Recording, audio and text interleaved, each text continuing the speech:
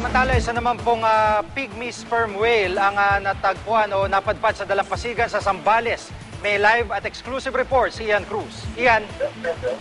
Yes, Jiggy, banatanghali raw kahapon ang mamataan ng isang pygmy sperm whale na lumalangoy malapit nga sa dalampasigan ng barangay Kundaki sa bayan yan ng San Antonio, Zambales. Pero pagdating ng alas 5 ng hapon ay sumadsad na raw sa dalampasigan ang walang buhay na lalaking balyena na may mga sugat sa katawan. Jiggy, may sukat nga itong 9 to 10 feet at may timbang na 300 hanggang 400 kilo. Kahit patay na ang balyena ay binantayan ito ng mga residente magdamag upang hindi nga ito makatay. At kaninang tanghali ay dumating nga ang team ng stranding response team ng Ocean Adventure upang maisagawa ang necropsy sa balyena at malaman nga ang ikinamatay nito.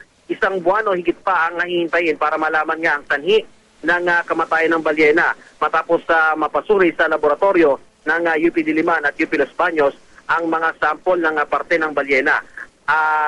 Adult na mamal na raw ito at inilibing nga ito, Jiggy, kani-kanina lamang malapit sa dalampasigan.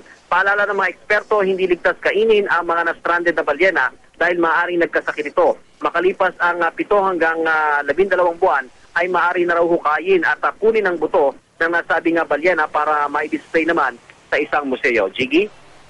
Maraming salamat, Ian Cruz.